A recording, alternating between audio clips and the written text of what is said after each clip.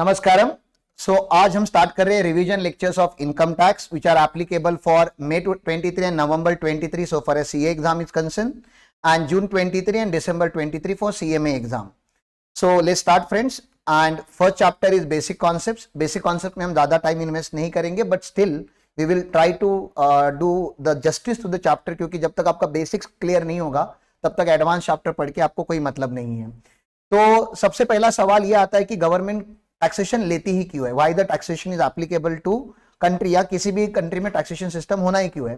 तो my simple answer to you that कि अगर टैक्स नहीं भरना है तो आपको फॉरेस्ट में रहना चाहिए। फॉरेस्ट में रहोगे तो क्या होगा, फॉरेस्ट में लॉ एंड ऑर्डर नहीं होता, फॉरेस्ट में रोड्स नहीं होते, फॉरेस्ट में गवर्नमेंट स्कूल्स नहीं होते, फॉरेस्ट में गवर्नमेंट प्रोटेक्शन नहीं होता, कुछ नहीं होता। फॉरेस्ट की लाइफ होती है। वहां पे एक ही नियम चलता है, that is survival of fittest. या तो आप किसी को खाओगे या कोई और आपको खा लेगा, उतना ही आपको वहां पे फॉरेस्ट में करना होता है। लेकिन अगर आपको सिविलाइज सोसाइटी में रहना है, जहां पे आपको डिफेंस चाहिए, लॉ एंड ऑर्डर चाहिए, गवर्नमेंट्स के रोड चाहिए, इंफ्रास्ट्रक्चर चाहिए, government schools, government hospitals, if you want that kind of civilize society, तो to run the country not like free of cost, right? There are cost attached to each and every activity conducted by government. तो उसके लिए जो cost देनी पड़ती है citizens को, उसको हम टैक्सेशन बोलते हैं। तो taxation is nothing but cost of civilization paid by the individuals और companies which are there in that particular jurisdiction. अब इंडिया में दो टाइप के टैक्सेस है, direct tax and indirect tax. Sir दोनों में डिफरेंस क्या है? एग्जाम पर्सपेक्टिव बात करेंगे तो डायरेक्ट टैक्स कभी खत्म नहीं होता पढ़ के, और इनडायरेक्ट टैक्स एक ऐसी चीज है जो चालू होती है और खत्म होती है, क्योंकि जीएसटी मेजर कंपोनेंट होता है वहां पे।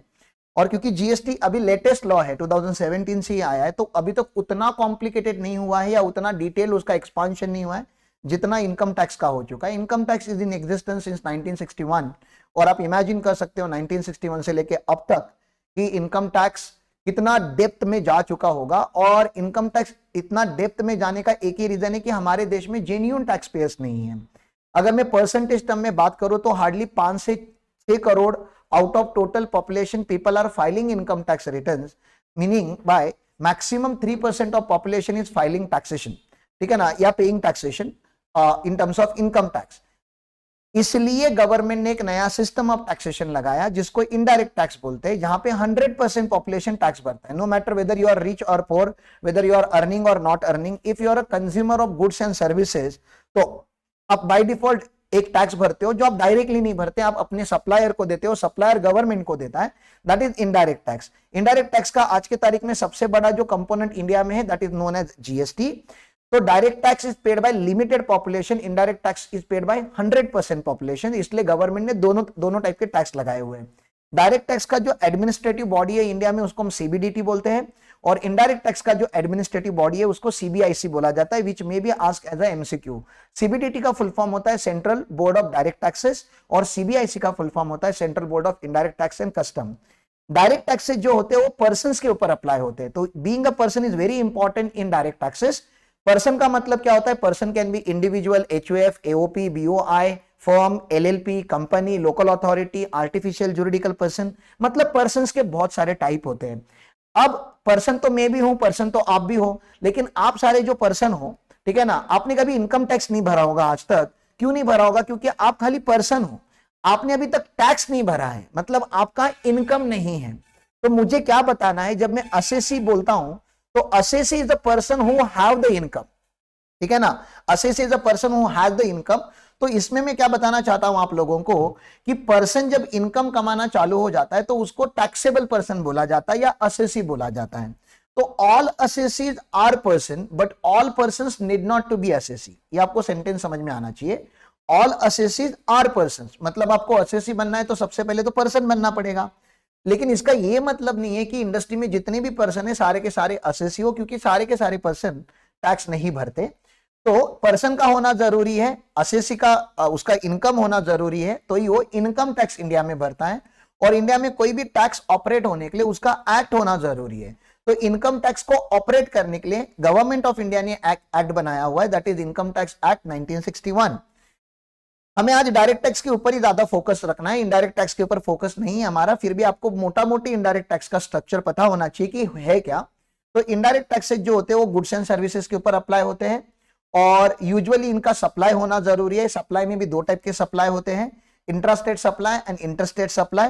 इंट्रास्टेट सप्लाई अगर होता है तो सीजीएसटी और एचजीएसटी लगता है, और अगर इंटर स्टेट सप्लाई होता है, one state to another state या इंपोर्ट एक्सपोर्ट होता है, तो यहां पे IGST लगता है, ठीक है ना। अब कोई भी एक्ट की आप जब बात करते हो, टैक्स बोले तो एक्ट, ये लॉ है, ठीक है ना, हर चीज लॉजिकल होना जरूरी नहीं है, लेकिन 90% चीजें इनकम टैक्स एक्ट और GST एक्ट में लॉजिकल है, कुछ 10% चीजें जो आपको लीगल है करके समझना पड़ेगा। तो जब आप कोई भी लॉ पढ़ते हो तो लॉ का पहले आपको अरेंजमेंट समझ में आना चाहिए कि बेयर एक्ट जो है उसका अरेंजमेंट क्या है। तो income tax is divided into chapters, chapters are further divided into sections, sections are further divided into subsections, subsections are divided into clauses and clauses are further divided into सब clauses. अब मुझे बताना क्या है कि कुछ कुछ स्टूडेंट जो होते हैं वो आके हमेशा क्यूरियोसिटी वाला क्वेश्चन पूछते हैं, भगवान जाने क्यों पूछते हैं, लेकिन पूछते तो है कि सर ये सेक्शन याद रखना इंपॉर्टेंट है क्या। तो मेरा आंसर है नहीं, सेक्शन तो याद रखना ही नहीं है, सेक्शन याद रख के क्या होता है, आपको लॉ का कंटेंट याद रखना है। लेकिन मेरा दूसरा सवाल यह है कि अगर आपने पूरा लॉ का कंटेंट याद रखा है, सच में याद रखा है, तो उसका सेक्शन नंबर याद रखने में क्या प्रॉब्लम है। If you can remember 3 pages का content of the law, what's wrong with one number, एक नंबर ने आपका क्या बिगाड़ा हुआ है।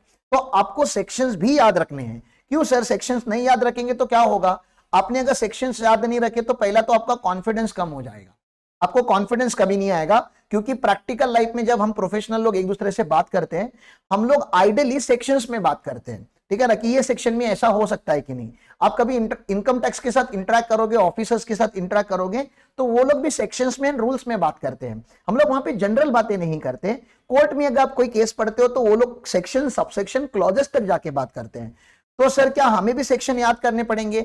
अगर आपको 60+ लाने की इच्छा है टैक्स में, तो आपको सेक्शंस याद करने पड़ेंगे, और सेक्शंस याद हो जाएंगे तो मेरा ऐसा मानना है कि आपको लॉ भी याद हो जाएगा, क्योंकि लॉ और सेक्शन दो अलग अलग चीजें नहीं है, this is one and the same thing. और लॉ तो याद करना ही पड़ेगा, उसके बिना तो आप CA में तो बनने वाले हो नहीं, ठीक है ना।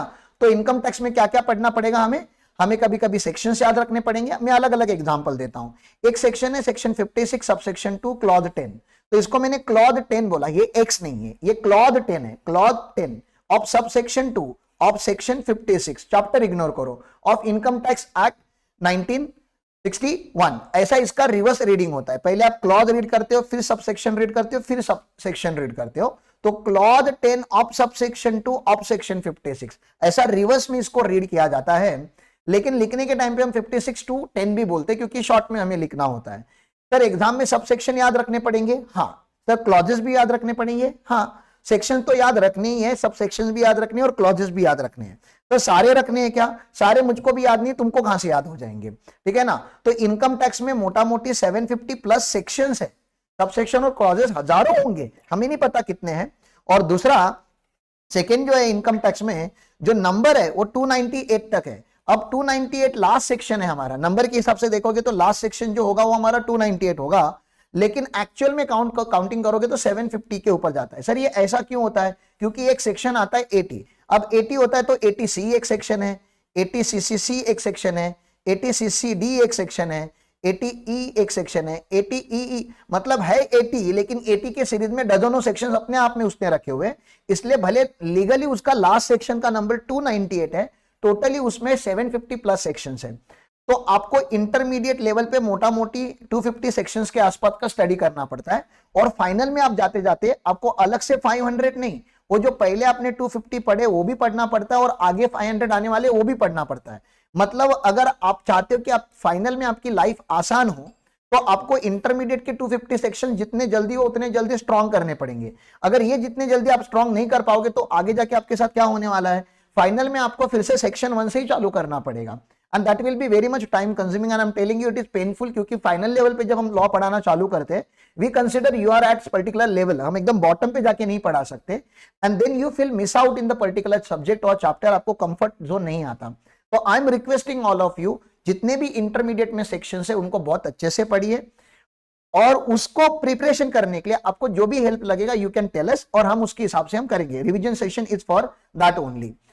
डायरेक्ट टैक्स और इनडायरेक्ट टैक्स का डिफरेंस लाइफ में कभी एग्जाम में नहीं पूछा जाएगा, and allow me not to take it here. हम लोग इनडायरेक्ट टैक्स में इसको कवर अप करेंगे, डायरेक्ट टैक्स में इसको कवर अप नहीं करेंगे। सर मैंने अभी अभी बोला कि इंडिया में कोई भी लॉ बनाने से पहले या कोई भी टैक्स बनाने से पहले उसका लॉ बनाना होता है। सर ये चीज कहां लिखी है? ये चीज कॉन्स्टिट्यूशन ऑफ इंडिया में लिखी है। गवर्नमेंट के हाथ में नहीं है कि कल उठ के वो लोग कुछ भी चीज क्या करेंगे, लेकर आ जाएंगे। तो गवर्नमेंट ने क्या किया है, कॉन्स्टिट्यूशन ऑफ इंडिया के थ्रू कुछ पावर्स को रेस्ट्रिक्ट किया है।